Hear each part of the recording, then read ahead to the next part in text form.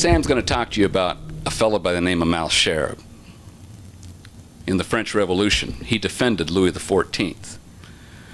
And apparently I'm getting some sort of recognition because of that, in honor of this fellow.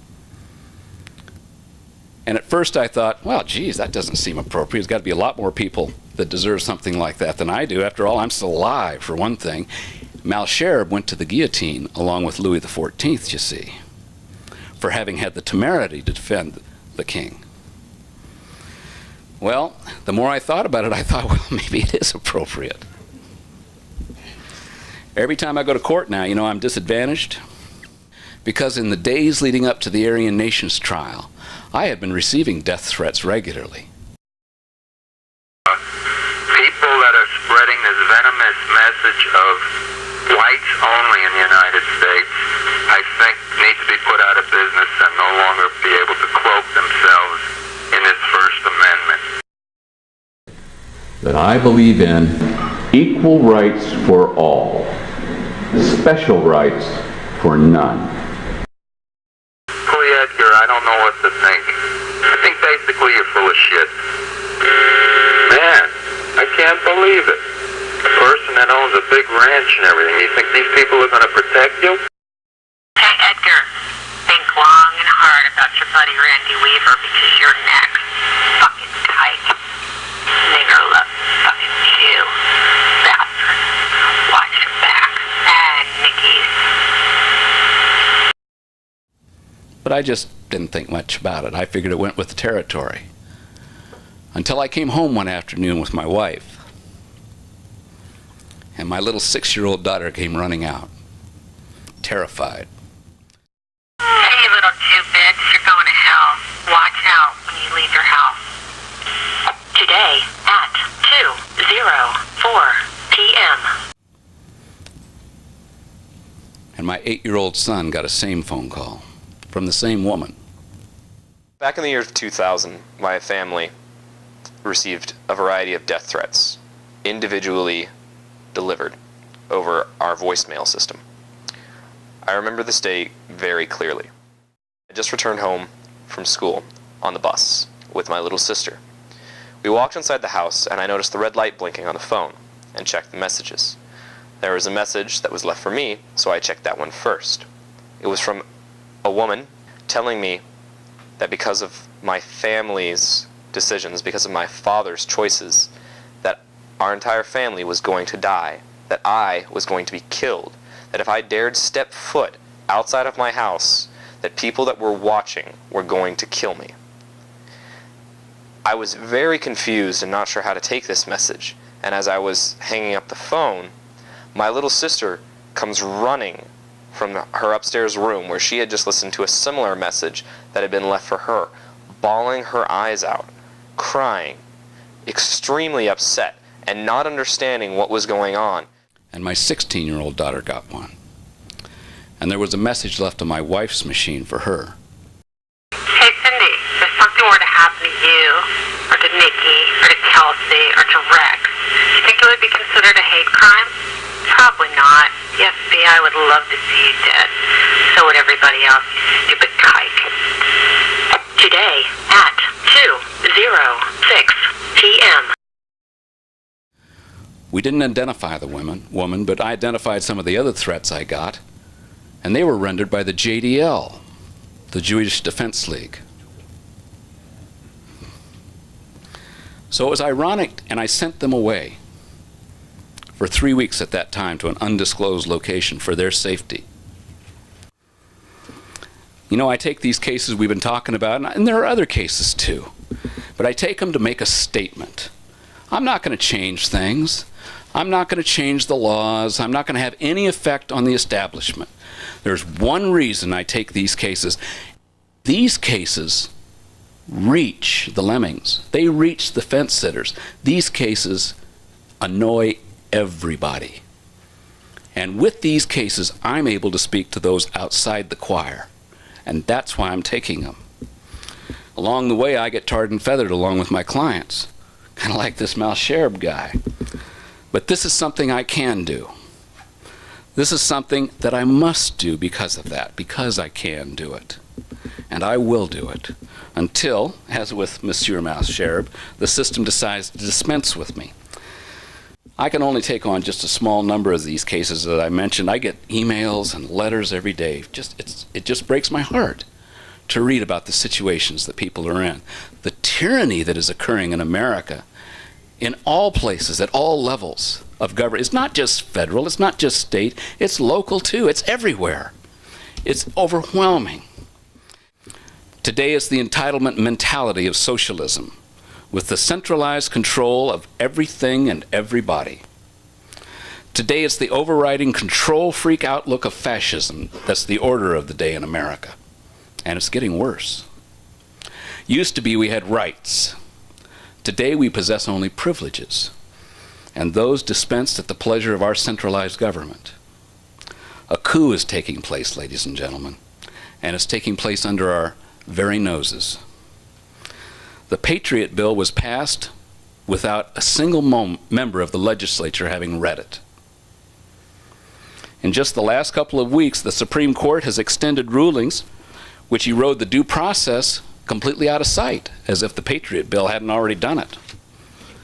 Freedom of Information Act changes were announced by Bush last month as procedural directives, whereby most public documents are now put out of reach. And very recent executive orders, just the last couple of weeks, put still more public data out of reach, marked as sensitive but unclassified. Now, I once held a top secret clearance, and there was no such classification then.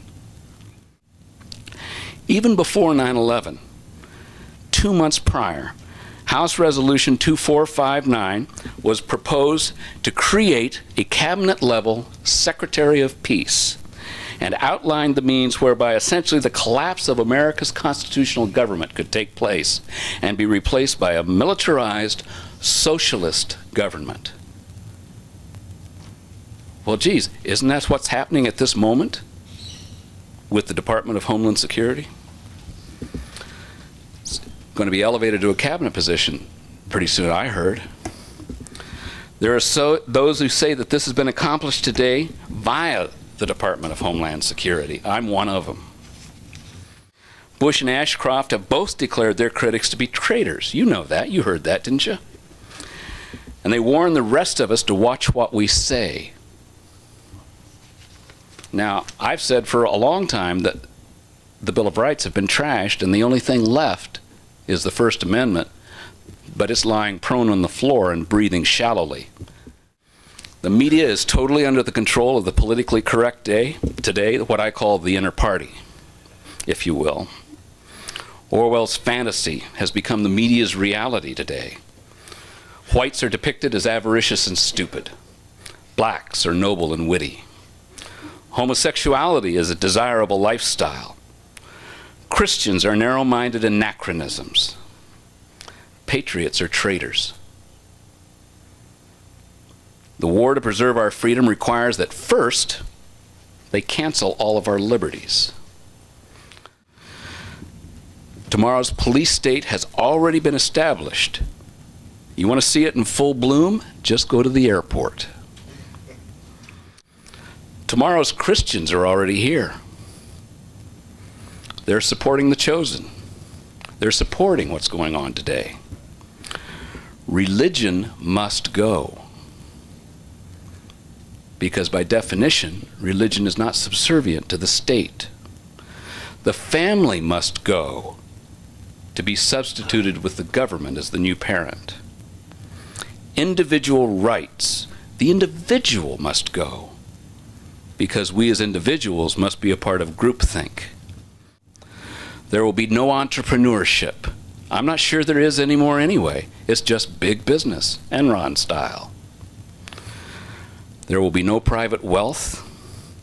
There won't even be cash. There'll just be debits and credits and an electronic ledger someplace. And we're moving towards that right now. You know, we've always looked out for the UN and Russia and China and now the Arabs as the boogeyman. But while we were making a sandwich during the commercial break, a coup took place. Today we've got a dictatorship with only illusions of democracy, make no mistake. there's not even the pretense of this being a republic anymore. You know, the New World Order is here already, in case you hadn't noticed. It's America. Let me say that again, because a lot of people don't want to recognize the fact. The New World Order is here already. It is America.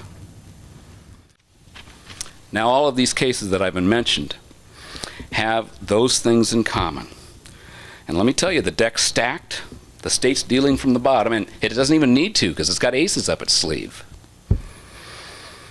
I told you that we have something going on in this country worse than military tribunals. Well, those 2 children custody cases I told you about, here's what happens in those cases. And even lawyers don't believe this that haven't practiced in these courts. These are closed hearings, secret hearings. The record is sealed. There is no jury. You don't get to call witnesses. You don't get to put on evidence. You don't get to have the children spoken to. You don't get to talk to them. You don't get to have your doctor come in and talk about them. You get to work only with the evidence that the state brings in. And you are guilty until proven innocent, and you have no way to prove yourself innocent. And that's why legions of children are being taken from the politically incorrect every day now. And we worry about military tribunals. Tomorrow's legal system will be like today's child custody courts.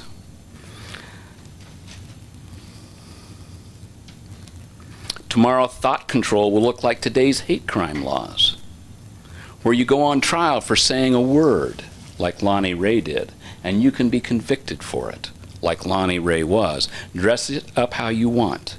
He wouldn't have been there but for that, and he wouldn't be under a conviction right now but for that. You know, I'd never lost a case until I got involved with these politically incorrect cases. I'd lived a charmed life. I really had. I had literally never lost a case at trial, not one. But I've been losing virtually every single one of these. It's gotten so my definition of winning, like in the Christine case, is beating just certain of the charges, because I know they're going down for the rest of them. Because when I get in front of a jury, or I get in front of a judge, there is no hope for the politically incorrect. And this illustrates for you what happens in a courtroom these days, even with the jury, if you're politically incorrect. And I've had more than one opportunity to be in a courtroom with a politically incorrect client, and I've seen that dark horse ride through and seen the most astonishing result come back out of that jury room, running counter to anything I'd ever seen. We've all heard of runaway juries. The O.J. jury is probably the most celebrated example in recent years. Richard Butler, who I'm going to talk about a little bit in a moment, had a runaway jury. They ran the other direction, though. When you have celebrity in the courtroom, the rules are different. If the jury really likes them, like they did O.J., they get to walk. If the jury really dislikes them, you're in trouble. And as bad as it might be, you'd be better off just with the judge. But even that's pretty bad. So the moral of this story, and of the stories I'm about to tell you, is that there is no justice for the politically incorrect in America today. Those days are gone.